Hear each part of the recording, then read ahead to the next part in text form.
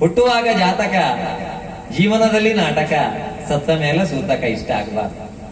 ಮಕ್ಕಳಿಗೆ ಏನಾದ್ರೂ ಸಮಸ್ಯೆ ಆದಾಗ ಮಾತ್ರ ನಾವು ದೇವರ ನೆನಪು ಮಾಡಿ ಜಾತಕ ತಗೊಂಡು ಜ್ಯೋತಿಷ್ಯರ ಹತ್ರ ಹೋಗ್ತೇವೆ. ಜ್ಯೋತಿಷ್ಯರು ದೊಡ್ಡ ಮಗನ ಜಾತಕ ತಗೊಂಡು ನೋಡ್ತಾರೆ. ಹೊಡೆದನ ಮೊನ್ನೆ ಕಪಾಳಕ್ಕೆ ಹೊಡಿಲಿಲ್ಲ, ಮಾರ್ಚ್ 10 ಒಳಗೆ ಹೊಡಿತಾನೆ. ನೋಡ, 2ನೇ ಮಗನ ಜಾತಕ ನೋಡ, ಪೆಟ್ಟು ತಪ್ಪಿಸ್ಲಿಕ್ಕೆ ಆಗ್ತದ? ಇವನು ಸೊಂಟಕ್ಕೆ ಹೊಡಿತಾನೆ ಹೆಚ್ಚಿನ ಅಂಶ. ಆದ್ರೆ ಇವನು ನವೆಂಬರ್ ಅಲ್ಲಿ ಹೊಡಿಯುದು, ಗಡಿಬಿಡಿಲ್ಲ. ಮಗಳದ್ದೊಂದು ನೋಡಿ ಹೇಳಿದ್ರು, ಇದು ಮಗಳ ಜಾತಕವ. ಕಾಲೇಜಿಂದ ಇಳಿದು ಮನೆಗೆ ಹೋಗುವಾಗ ರಿಕ್ಷಾ ಸಿಕ್ಕಿದ್ರು ಆಟೋದಲ್ಲಿ ಹತ್ತುದಿಲ್ಲಲ್ಲ ಇವಳು. ಅದು ಮಾತಾಡ್ಲಿಕ್ಕೆ ಸಮಸ್ಯೆ ಆಗ್ತದಲ್ಲ ಬಾಯ್ ಫ್ರೆಂಡ್ ಅಲ್ಲಿ. ಕರೆಕ್ಟ್. ಹಾಗಾದ್ರೆ ಏನ್ ಮಾಡುದು ಇನ್ನು? ಅಪ್ಪ ಅಮ್ಮ ಏನಿಲ್ಲ, ಒಂದು ಸತ್ಯನಾರಾಯಣ ಪೂಜೆ ಮಾಡುವ. ಸತ್ಯನಾರಾಯಣ ಪೂಜೆ ಮಾಡಿ ಏನಾದ್ರು ಆಯ್ತು. 2 ದಿನದಲ್ಲಿ ವ್ಯವಸ್ಥೆ ಆಯ್ತು. ಮನೆಯವರೆಲ್ಲ ಬಂದ್ರು, ನೆಂಟರು ಬಂದ್ರು, ಪೂಜೆ ಪ್ರಾರಂಭ ಆಯ್ತು. ನಮ್ಮ ಮನೆಯ ಮಕ್ಕಳು ಮತ್ತು ನೆಂಟರ ಮಕ್ಕಳು ಸತ್ಯನಾರಾಯಣ ಪೂಜೆ ಹತ್ರ ಇದ್ದಾರ ಅಂತ ಒಂದು ನಿಮಿಷ ನೋಡಿ. ಇದ್ರೆ ನಮ್ಮ ಪುಣ್ಯ, ಇಲ್ಲದಿದ್ರೆ ಒಬ್ಬ ಡೌನ್ಲೋಡ್ ಮಾಡಿಕೊಂಡು ಮೇಲೆ ಇರ್ತಾರೆ. ಹುಡುಗಿ ಸೆಲ್ಫಿ ತೆಗೆದುಕೊಂಡು ಆಚೆ ಈಚೆ ಓಡಾಡ್ತಾ ಇರ್ತಾರೆ. ಇನ್ನೊಬ್ಬ ಮಗ ಇನ್ನೇನೋ ಡೌನ್ಲೋಡ್ ಮಾಡ್ತಾ ಇರ್ತಾರೆ. ಪ್ರಸಾದ ವಿತರಣೆಗೆ ಆಗುವಾಗ ಬನ್ನಿ ಬನ್ನಿ ಅಂತ ಅರ್ಚಕರು ಕರೆಯುವಾಗ ಎಲ್ಲರನ್ನು ಹೇಳ್ಕೊಂಡು ಬಂದು, ಚಾಮಿ ಮಾಡ್ಬೇಕ, ಚಾಮಿ ಮಾಡು ನೀನು, ಹೊಡಿಕೆ ಅಂತೆ ನನಗೆ ಶಾಮಿ. ಹೋದವ ಆಯ್ತು. ಮನೆಯ ಗೃಹಿಣಿ ಪಾಪ ತಾಯಿ ಉಳಿದ ದಿನ ಎಲ್ಲ ಅಡುಗೆ ಮನೆಯ ಜವಾಬ್ದಾರಿ ಅವರಿಗೆ. ಈ ಅಡುಗೆ ಮನೆಗೆ ಕೆಲವು ಸರ್ತಿ ಗಂಡಸರು ಹೋದ್ರೆ ಅಪಾಯ ಜಾಸ್ತಿ ಆಗ್ತದೆ. ಪಾಪ ಅವ್ರಿಗೆ ಗೊತ್ತಿರುದಿಲ್ಲ ಯಾವ ವಸ್ತು ಇಲ್ಲಿ ಅಂತ. ನನ್ನ ಹೆಂಡತಿ ಒಂದು ದಿನ ಹಾಲು ಕಾಯಿಸಿ ಅಂತ ಹೇಳಿದ್ರು.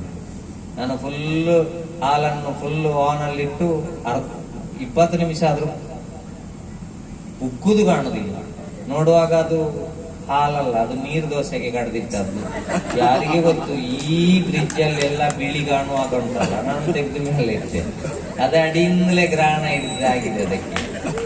ಹಾಗಾಗಿ ಪಾಪ ತಾಯಿ ಎಲ್ಲಾ ಕೆಲಸ ಬೇರೆಯವರಿಗೆ ವಹಿಸಿಕೊಟ್ಟು ಬಂದು ಪೂಜೆಗೆ ಕೂತಿದ್ದಾರೆ. ಲಕ್ಷ್ಮೀ ಸಹಿತ ಸತ್ಯನಾರಾಯಣ ಪೂಜೆ ಅಲ್ವಾ, ಕೂತಿದ್ದಾರೆ. ಅರ್ಚಕರು ಹೇಳಿದ್ರು, ಪುಷ್ಪಾರ್ಚನೆ ಪ್ರಾರಂಭ ಆಗ್ತದಮ್ಮ ಈಗ. ನಾನು ಮಂತ್ರ ಹೇಳ್ತಾ ಇದ್ದಾಗೆ ಒಂದೊಂದೇ ಹೂವನ್ನು ತೆಗೆದು ಬಿಸಾಡಿ ದೇವರ ಕಾಲಿಗೆ. 2 ಹೂ ಬಿಸಾಡಿ ಆಗ್ಲಿಲ್ಲ. ಅಡಿಗೆ ಕೊನೆಯಿಂದ ಒಬ್ರು ಬಂದ್ರು, ಕೊತ್ತಂಬರಿ ಡಬ್ಬಿ ಎಲ್ಲಿದೆ? ಮೇಲೆ ಉಂಟಲ್ಲ ಸ್ವಾಹ.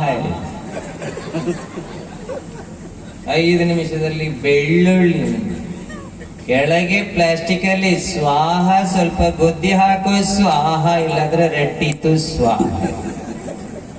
3ನೇ ಸರ್ತಿ ನೀರುಳ್ಳಿ, ಗೋಣಿಯಲ್ಲುಂಟು ಸ್ವಾಹ.